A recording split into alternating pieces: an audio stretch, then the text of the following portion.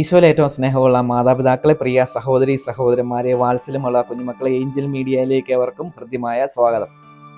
ഇന്ന് നമ്മൾ ക്രിസ്തുരാജന്റെ തിരുനാളായിട്ട് ആഘോഷിക്കുകയാണല്ലോ. ഏവർക്കും ഈ തിരുനാളിന്റെ ആശംസകളും പ്രാർത്ഥനകളും സ്നേഹപൂർവ്വം നേരുകയാണ്. 1925 ആണ്ടിലാണ് 11-ാം പീയൂസ് മാർപ്പാപ്പ ലോക രാഷ്ട്രങ്ങളുടെ മുമ്പിൽ സമാധാന രാജാവായ ഈശോ മിശിഹായെ അവതരിപ്പിക്കുക. എന്തുകൊണ്ടാണ് 11-ാം പീയൂസ് മാർപ്പാപ്പ ലോകരാഷ്ട്രങ്ങളുടെ മുമ്പിൽ സ്നേഹരാജാവായ സമാധാന രാജാവായ ഈശോ മിശിഹായെ അവതരിപ്പിച്ചത്? രണ്ടാം ലോക മഹായുദ്ധത്തിന്റെ അവസാന ഘട്ടത്തിൽ രാജ്യങ്ങൾ തമ്മിലും രാജാക്കന്മാർ തമ്മിലും സ്നേഹപരമായ കാര്യങ്ങളിൽ വിടവ് സംഭവിക്കുന്നുവെന്ന് മനസ്സിലാക്കിയ 11-ാം പീയൂസ് മാർപ്പാപ്പ അവരുടെ മുമ്പിൽ സ്നേഹരാജാവായ ഈശോ മിശിഹായെ അവതരിപ്പിക്കുകയാണ്. പിന്നീട് ലോകത്തിന്റെ പല ഭാഗങ്ങളിൽ ഈ സ്നേഹരാജാവായ ഈശോ മിശിഹായെക്കുറിച്ചുള്ള ചർച്ചകളും തിരുനാളുകളും പല സ്ഥലങ്ങളിലും ആരംഭിക്കുകയാണ്. അങ്ങനെ അതിൻ്റെ ഒരു ഭാഗമായിട്ടാണ് നമ്മൾ ഇന്ന് നമ്മുടെ ഇടവക ദേവാലയത്തിലും ഈ തിരുനാൾ ചെറിയ രീതിയിൽ അല്ലെങ്കിൽ വലിയ രീതിയിലൊക്കെ ആഘോഷിക്കുക. ഏവർക്കും തിരുനാളിൻ്റെ ആശംസകൾ ഒരിക്കൽ കൂടി നേരുകയാണ്. വിശുദ്ധ ഗ്രന്ഥം മുഴുവൻ ഒന്ന് പരിശോധിച്ച് നോക്കുമ്പോൾ നമ്മൾ സ്നേഹിക്കുന്ന, നമ്മൾ ആരാധിക്കുന്ന നമ്മുടെ കർത്താവ് ഈശോ മിശിഹാ ഒരു രാജാവാണ് എന്നുള്ള ചിന്തകൾ നമുക്ക് കണ്ടെത്താനായിട്ട് സാധിക്കും. പഴയ നിയമത്തിൽ ഈശോ മിശിഹായുടെ ജനനവുമായി ബന്ധപ്പെട്ട പ്രവാചക വചനങ്ങളുണ്ട്. അതിൽ യേശയ്യാ പ്രവാചകന്റെ പുസ്തകം 9-ാം അധ്യായം 6-ാം വാക്യത്തിൽ നമ്മളിങ്ങനെ വായിക്കുന്നുണ്ട്, സമാധാന രാജാവ് എന്നവൻ അറിയപ്പെടും. ഈശോയുടെ ജനനവുമായി ബന്ധപ്പെട്ട ഈ വചനത്തിൽ സമാധാന രാജാവ് എന്നുള്ള വിശേഷം നമുക്ക് കണ്ടെത്താനായിട്ട് സാധിക്കും. തുടർന്ന് സങ്കീർത്തന പുസ്തകത്തിൽ ദാവീദിനോട് കർത്താവ് അരുളി ചെയ്യുകയാണ്, നിന്റെ സന്താനങ്ങളിൽ ഒരുവൻ എൻ്റെ സിംഹാസനത്തിൽ ഉപവിഷ്ടനാകും. ഒരു പ്രവചനമാണ്. തുടർന്ന് ഈ ഒരു പ്രവചനത്തിന്റെ പൂർത്തീകരണം മത്തായി എഴുതിയ സുവിശേഷം 1-ാമത്തെ അധ്യായത്തിന്റെ ആദ്യ ഭാഗങ്ങളിൽ നമ്മൾ കാണുന്നുണ്ട്. ദാവീദിന്റെ സന്താന പരമ്പരയിൽ ജോസഫിനും മേരിക്കും ഒരു പുത്രൻ ഈശോ മിശിഹാ ജനിക്കുന്നു എന്നുള്ള വാർത്ത. ഈ ജനിച്ചു വീണ ദൈവകുമാരനെ കാണുവാനായിട്ട് അവിടെ കടന്നു വരുന്ന ജ്ഞാനികൾ ഇങ്ങനെ ഒരു ചോദ്യം ചോദിക്കുന്നുണ്ട്. മത്തായിയുടെ സുവിശേഷത്തിലാണ് നമ്മളത് കാണുക. യഹൂദരുടെ രാജാവായി ജനിച്ചവൻ എവിടെ? യഹൂദരുടെ രാജാവായി എന്നുള്ള ഒരു പ്രയോഗം നമ്മൾ അവിടെ കാണുകയാണ്. ലൂക്കാ എഴുതിയ സുവിശേഷത്തിൽ നമ്മളിങ്ങനെ വായിക്കുന്നുണ്ട്, അവൻ വലിയവനായിരിക്കും, അവൻ്റെ രാജ്യത്തിന് ഒരിക്കലും അവസാനം ഉണ്ടാവുകയില്ല. തുടർന്ന് നമ്മൾ കാണുന്നുണ്ട്, വിചാരണ വേളയിൽ പീലാത്തോസ് ഈശോയോട് ചോദ്യം ചോദിക്കുകയാണ്, നീ യഹൂദരുടെ രാജാവാണ്? അപ്പോൾ ഈശോ മറുപടി പറയുകയാണ്, നീ തന്നെ അത് പറഞ്ഞു കഴിഞ്ഞു, ഞാൻ യഹൂദരുടെ രാജാവാണ് എന്ന് ഈശോ അവിടെ പറയുകയാണ്. തുടർന്ന് നമ്മൾ കാണുന്നുണ്ട്, ഈശോയുടെ മരണരംഗത്തിൽ ഈശോ കുരിശിൽ പിഴഞ്ഞു മരിച്ച ശേഷം, അല്ലെങ്കിൽ ആ മരിക്കുന്ന സമയത്ത് പീലാത്തോസ് ഒരു വാചകം എഴുതി കുരിശിന് മുകളിൽ വെക്കുന്നുണ്ട്. അതിങ്ങനെയാണ്, യഹൂദരുടെ രാജാവായ നസ്രായൻ ഈശോ എന്നാണ് അതിൻ്റെ അർത്ഥം, അല്ലെങ്കിൽ ആ ഒരു എഴുത്ത് സൂചിപ്പിക്കുന്നത്. ആ എഴുത്ത് അങ്ങനെ എഴുതി കഴിഞ്ഞപ്പോൾ പീലാത്തോസിൻ്റെ പരിചാരകർ ഇങ്ങനെ പറയുന്നുണ്ട്, പീലാത്തോസ് എഴുതിയത് തെറ്റിപ്പോയി, ഇവൻ യഹൂദരുടെ രാജാവാണെന്ന് സ്വയം വിശേഷിപ്പിക്കുന്നു എന്നാണ് എഴുതേണ്ടിയിരുന്നത് എന്ന് പറഞ്ഞപ്പോൾ പീലാത്തോസ് പറയുകയാണ്, ഞാൻ എഴുതിയത് തന്നെ. പിന്നെ മാറ്റി എഴുതാനായിട്ട് പീലാത്തോസ് പരിശ്രമിക്കുന്നില്ല. അത് ദൈവത്തിൻ്റെ ഒരു നിയോഗമായിരുന്നു. പ്രിയമുള്ളവരെ, സുവിശേഷം മുഴുവൻ അല്ലെങ്കിൽ വിശുദ്ധഗ്രന്ഥം മുഴുവൻ ഒന്ന് പരിശോധിച്ച് കഴിയുമ്പോൾ നമ്മൾ ആരാധിക്കുന്ന, നമ്മൾ സ്നേഹിക്കുന്ന കർത്താവ് യേശു മിശിഹാ യഥാർത്ഥത്തിൽ ഒരു രാജാവായിരുന്നു എന്നുള്ള വിശേഷണമാണ് ഈ വിശുദ്ധഗ്രന്ഥത്തിൽ നിന്ന് നമുക്ക് മനസ്സിലാക്കാനായിട്ട് സാധിക്കുക. നമ്മൾ ചരിത്രത്തിൽ പല രാജാക്കന്മാരെ കുറിച്ച് കേട്ടിട്ടുണ്ട്. നല്ല സ്വഭാവമുള്ള, സ്നേഹമുള്ള രാജാക്കന്മാർ, ക്രൂരന്മാരായ രാജാക്കന്മാർ, അത്തരത്തിലുള്ള വിശേഷങ്ങളുള്ള രാജാക്കന്മാരെ കാണാറുണ്ട്. അതുപോലെ തന്നെ രാജാക്കന്മാരുമായി ബന്ധപ്പെട്ട അവരുടെ രാജസിംഹാസനം അല്ലെങ്കിൽ രാജകൊട്ടാരം, പ്രജകൾ, അണി, ചെങ്കോലും കിരീടവുമുള്ള രാജാക്കന്മാർ, അത്തരത്തിലുള്ള പല പരാമർശങ്ങളും നമ്മൾ ചരിത്രത്തിൽ കണ്ടിട്ടുണ്ട്, അല്ലെങ്കിൽ ചില ചിത്രകഥകളിലൊക്കെ നമ്മൾ കേട്ടിട്ടുണ്ട്, വായിച്ചിട്ടുണ്ട്. ആ രാജാക്കന്മാരിൽ നിന്നൊക്കെ വ്യത്യസ്തമായിട്ടുള്ള ഒരു രാജാവിൻ്റെ ചിത്രമാണ് നമ്മൾ ഇന്ന് ധ്യാനിക്കുക. ഈ തിരുനാൾ ദിവസം നമ്മൾ ധ്യാനിക്കുന്ന രാജാവിന് ചെങ്കോലും കിരീടവും സിംഹാസനവും രാജകൊട്ടാരവും സേവകന്മാരും അങ്ങനെയുള്ള ഒരു പരിവാരങ്ങളുമൊന്നും ഇല്ലാത്ത, ആഡംബരമില്ലാത്ത ഒരു എളിമയുടെ രാജാവിൻ്റെ കഥയാണ് നമ്മൾ ധ്യാനിക്കുക. നമുക്കറിയാം, നമ്മളെല്ലാവരും കളിക്കുന്ന ഒരു കളിയാണ് ചെസ്സ് കളി. ചെസ്സ് കളിയിൽ കരുക്കൾ എന്നാണ് പറയുക. അത് കളിക്കാൻ ഉപയോഗിക്കുന്ന വസ്തുക്കൾ കരുക്കൾ, നമുക്കെല്ലാവർക്കും അറിയാം.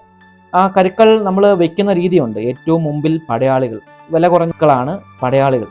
അതിന് പിറകിലായിട്ട് അത്യാവശ്യം ഗ്രേഡുള്ള ആനയുണ്ട്, തേരുണ്ട്, അതുപോലെ തന്നെ കുതിരയുണ്ട്. അത്തരത്തിലുള്ള കരുക്കൾ വെക്കും. അതിനെല്ലാം പിറകിലായിട്ട് ഒളിഞ്ഞു നിൽക്കുന്ന ഒരു 2 വ്യക്തികളുണ്ട്. അതിൽ ഒന്ന് മന്ത്രിയാണ്, മന്ത്രിയോട് ചേർന്ന് നിൽക്കുന്ന രാജാവ്. അങ്ങനെ എല്ലാ പരിവാരങ്ങളുടെയും പിറകിൽ ഒളിച്ചു നിൽക്കുന്ന രാജാവിനെയാണ് നമ്മൾ ചെസ്സുകളിൽ കാണുക. അത് ഈ ഒരു രാജകീയ സങ്കല്പങ്ങളുടെ ഒരു പ്രതീകമാണ്. അണികൾ മുമ്പിൽ നിന്നും പടവെട്ടി അവർ പരസ്പരം തമ്മിൽ തല്ലി അവർ മരിച്ചു വീഴുമ്പോഴും പുറകിൽ നിന്നുകൊണ്ട് സേഫായി ജീവിക്കുന്ന രാജാക്കന്മാരുടെ ചിത്രമാണ് ഈ ഒരു കളിയിൽ നമുക്ക് കണ്ടെത്താനായിട്ട് സാധിക്കുക. അത് ഇന്നത്തെ സമൂഹത്തിലുമുണ്ട്. പല രാജ്യങ്ങൾ തമ്മിൽ യുദ്ധങ്ങൾ നടക്കുമ്പോഴും അതിൻ്റെ നേതാക്കന്മാർ ഗുഹകൾക്കുള്ളിൽ ഒളിച്ചിരിക്കുന്ന ചരിത്രമൊക്കെ നമ്മളിപ്പോൾ കാണുന്നുണ്ട്, കേൾക്കുന്നുണ്ട്, വാർത്തകളിലൊക്കെ നമ്മളിപ്പോൾ കാണാറുണ്ട്. പല സ്ഥലങ്ങളിൽ ഇപ്പോഴും യുദ്ധങ്ങളൊക്കെ നടക്കുന്നു. അപ്പോഴൊക്കെ ഈ യുദ്ധവുമായി ബന്ധപ്പെട്ട് അതിന് പിന്നിൽ പ്രവർത്തിക്കുന്ന പല പല രാജാക്കന്മാർ, ചെറിയ രാജാക്കന്മാരും വലിയ രാജാക്കന്മാരൊക്കെ ഇപ്പോഴും ചർച്ചാ വിഷയമാകാറുണ്ട്. എന്നാൽ അതിനേക്കാളൊക്കെ ഉപരിയായിട്ട് നമ്മൾ സ്നേഹിക്കുന്ന, നമ്മൾ ആരാധിക്കുന്ന, നമ്മൾ ഇന്ന് ധ്യാനിക്കുന്ന സ്നേഹരാജാവായ ഈശോ മിശിഹ, അവൻ യഥാർത്ഥത്തിൽ ഒരു രാജാവായിരുന്നു. അവന് ചെങ്കോല്, കിരീടം, സിംഹാസനം, രാജകൊട്ടാരം അങ്ങനെയുള്ള ഒരു പദവികളും ഉണ്ടായിരുന്നില്ല. മറിച്ച് അവൻ സ്ഥാപിച്ച രാജ്യം സ്നേഹം കൊണ്ടുള്ള രാജ്യമായിരുന്നു. അവൻ പടയാളികൾക്ക് വേണ്ടി, അല്ല അണികൾക്ക് വേണ്ടി മുമ്പിൽ നിന്ന് യുദ്ധം ചെയ്യുന്ന ഒരു രാജാവായിരുന്നു. അതുകൊണ്ടാണ് യോഹന്നാൻ എഴുതിയ സുവിശേഷം 10-ാം അധ്യായത്തിന് 9-ാമത്തെ വാക്യത്തിൽ നമ്മളിങ്ങനെ വായിക്കുക, ഞാനാണ് ആടുകളുടെ വാതിൽ, എന്നിലൂടെ അല്ലാതെ ആർക്കും ഉള്ളിലേക്ക് പ്രവേശിക്കാനായിട്ട് സാധിക്കുകയില്ല. ഈ ഒരു അർത്ഥമാണ് ആ വചനത്തിലുള്ളത്.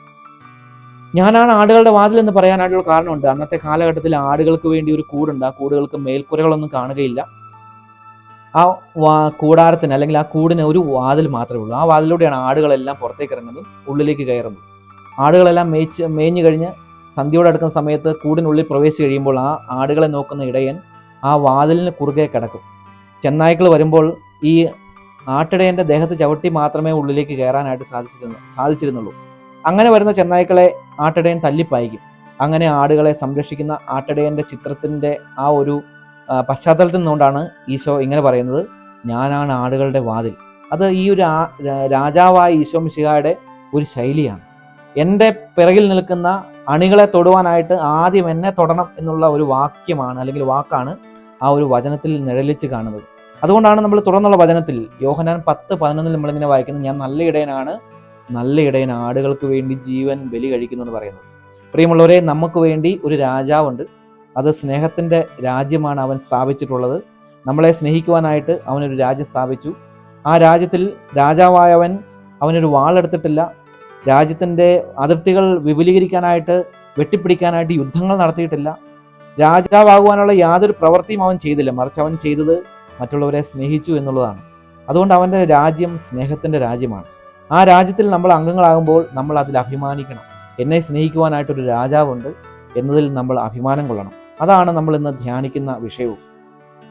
ശിഷ്യന്മാരുടെ പാദങ്ങൾ കഴുകുന്ന ഒരു രാജാവിനെ ചരിത്രത്തിൽ നമ്മൾ ആരും കണ്ടിട്ടുണ്ടാവുകയില്ല. ശത്രുക്കൾക്ക് വേണ്ടി കുരിശിൽ കിടന്ന് മരിക്കുമ്പോഴും അവർക്ക് വേണ്ടി പ്രാർത്ഥിക്കുന്ന ഒരു രാജാവിനെ ചരിത്രത്തിൽ നമ്മൾ കണ്ടിട്ടുണ്ടാവുകയില്ല. അവൻ പറയുന്നുണ്ട് മത്തായിയുടെ സുവിശേഷം 5:44, എന്നാൽ ഞാൻ നിങ്ങളോട് പറയുന്നു, ശത്രുക്കളെ സ്നേഹിക്കുവിൻ, നിങ്ങളെ പീഡിപ്പിക്കുന്നവർക്ക് വേണ്ടി പ്രാർത്ഥിക്കുവിൻ. പറയുന്ന കാര്യങ്ങൾ പ്രാവർത്തികമാക്കുവാനായിട്ട് അവൻ തൻ്റെ ജീവിതം തന്നെ നമുക്ക് കാണിച്ചു തന്നു. സ്നേഹം കൊണ്ടൊരു രാജ്യം നിർമ്മിച്ച നമ്മൾ സ്നേഹിക്കുന്ന രാജാവിൻ്റെ ആ ഒരു സ്നേഹരാജ്യത്തിൽ നമ്മളും അംഗങ്ങളാണോ എന്ന് നമ്മൾ പരിശോധിക്കണം. എങ്ങനെയാണ് നമ്മൾ ആ രാജ്യത്തിൽ അംഗങ്ങളാവുക? മാമോസ ജലം നെറുകയിൽ വീണ അന്ന് മുതൽ നമ്മൾ തുടങ്ങിയതാണ് ഈ രാജ്യത്തിലുള്ള അംഗത്വം. എന്നാൽ ഈ അംഗത്വം നമ്മളെപ്പോഴും പുതുക്കുന്നുണ്ടോ എന്ന് നമ്മൾ പരിശോധിക്കണം. നമുക്കറിയാം, ഒരു രാജ്യത്തിൽ നമ്മൾ അംഗങ്ങളാണെങ്കിൽ ആ ഒരു രാജ്യവുമായി ബന്ധപ്പെട്ട് അതിൻ്റെ കൽപ്പനകൾ പാലിച്ച് മുന്നോട്ട് പോകണം. എങ്കിൽ മാത്രമേ ആ രാജാവിൻ്റെ നീതി നമ്മുടെ ജീവിതത്തിൽ നടപ്പിലാവുകയുള്ളൂ. ഈ സ്നേഹരാജ്യത്തിൽ നമ്മൾ അംഗങ്ങളാണെങ്കിൽ നമ്മൾ അതുമായി ബന്ധപ്പെട്ട കൽപ്പനകൾ പാലിക്കുവാനായിട്ട് കടമയുള്ളവരാണ്. ദൈവകൽപ്പനകൾ പാലിക്കുവാനായിട്ട് നമ്മൾ ഓരോരുത്തരും കടമയുള്ളവരാണ്. നമ്മളിപ്പോൾ അതാണ് പരിശോധിക്കേണ്ടത്. ഈ രാജ്യത്തിൽ അംഗങ്ങളായ നാം ദൈവത്തിൻ്റെ കൽപ്പനകൾ പാലിക്കുന്നുണ്ടോ? കൽപ്പനകളുടെ എല്ലാം സാരാംശം സ്നേഹമാണ്. എല്ലാറ്റിനുപരിയായി ദൈവത്തെ സ്നേഹിക്കുക, തന്നെപ്പോലെ തന്നെ അയൽക്കാരനെ സ്നേഹിക്കുക. സ്നേഹിക്കുക എന്നുള്ള ഒരു കൽപ്പന പാലിക്കുവാനായിട്ട് കർത്താവ് നമ്മളോട് ഈ ദിവസങ്ങളിൽ പറയുകയാണ്. നമ്മൾ ഈ രാജ്യത്തിൽ നിന്നുകൊണ്ട് നമ്മുടെ സ്നേഹമില്ലായ്മ നമ്മൾ പ്രകടിപ്പിച്ചു കഴിഞ്ഞാൽ നമ്മൾ ഈ മെല്ലെ ഈ രാജ്യത്തിൻ്റെ സംരക്ഷണത്തിൽ നിന്നും പുറത്തേക്ക് പോകുമെന്ന് ഈ ദിവസം നമ്മൾ ധ്യാനിക്കണം. സ്നേഹം കൊണ്ട് ഈ ലോകത്തെ കീഴടക്കിയ രാജാവാണ് ഈ ലോകം കണ്ട ഏറ്റവും വലിയ രാജാവ്. ചരിത്രത്തിലൂടെ നമ്മൾ കടന്നു പോകുമ്പോൾ 30.7% ദശലക്ഷം ആളുകൾ ഇപ്പോഴും ഫോളോ ചെയ്യുന്ന ലോകത്തിലെ നമ്പർ 1 ഗുരുവായിട്ട് അവൻ ഇപ്പോഴും നിലനിൽക്കുന്നുണ്ടെങ്കിൽ, നമ്മൾ സ്നേഹിക്കുന്ന കർത്താവ് ഇപ്പോഴും നിലനിൽക്കുന്നുണ്ടെങ്കിൽ, അതിന് പിന്നിൽ ഒറ്റ കാര്യം മാത്രമേ ഉണ്ടായിരുന്നുള്ളൂ, സ്നേഹം എന്നുള്ള ഒരു തന്ത്രം. സ്നേഹം കൊണ്ട് ലോകത്തെ കീഴടക്കുവാൻ സാധിക്കുമെന്ന് നമ്മളോട് പറഞ്ഞു തരികയാണ് ഈ ദിവസം. സ്നേഹം കൊണ്ടൊരു രാജ്യം സ്ഥാപിച്ച് ആ രാജ്യത്തിൻ്റെ സ്നേഹരാജാവായി നിലനിൽക്കുന്ന കർത്താവിനെ സ്നേഹിക്കുവാനായിട്ട് നമുക്ക് ഓരോരുത്തർക്കും പരിശ്രമിക്കാം. ഇന്നത്തെ ഈ കാലഘട്ടത്തിൽ സുഖത്തിനും സ്വാതന്ത്ര്യത്തിനും അധികാരത്തിനും വേണ്ടി മനുഷ്യർ തമ്മിൽ മത്സരിക്കുകയാണ്. എന്തുകൊണ്ടാണ് യുദ്ധങ്ങൾ ഉണ്ടാകുന്നത്? അത് സ്നേഹത്തിൻ്റെ കുറവ് കൊണ്ടാണ്. നമുക്ക് പരസ്പരം സ്നേഹിക്കാം. നമ്മുടെ ജീവിതത്തിൽ നമുക്ക് ചെയ്യാൻ പറ്റുന്ന ഏറ്റവും നല്ല കാര്യം സ്നേഹമാണെന്ന് നമുക്ക് നമ്മുടെ കർത്താവ് പറഞ്ഞു തന്നിട്ടുണ്ട്. ആ സ്നേഹം നമ്മുടെ ഹൃദയങ്ങളിൽ സ്വീകരിക്കാം. നമ്മുടെ കൂടെയുള്ളവരെ ആദ്യം സ്നേഹിച്ച് നമുക്ക് പരിശീലിക്കാം. നമ്മുടെ മാതാപിതാക്കളെ, സഹോദരങ്ങളെ, കൂടപ്പിറപ്പുകളെ, ഭാര്യയെ, ഭർത്താവിനെ, അങ്ങനെ എല്ലാവരെയും സ്നേഹിച്ചുകൊണ്ട് നമുക്കൊരു സ്നേഹത്തിൻ്റെ രാജ്യം നമ്മുടെ ഹൃദയങ്ങളിൽ തന്നെ ആദ്യം തുടങ്ങാം. എല്ലാവർക്കും ഈ തിരുനാളിലെ ആശംസകൾ ഒരിക്കൽ കൂടി സ്നേഹപൂർവ്വം നേരുകയാണ്. ദൈവം അനുഗ്രഹിക്കട്ടെ. എല്ലാവർക്കും ഈശോ മിശിഹായ്ക്ക് സ്തുതിയായിരിക്കട്ടെ.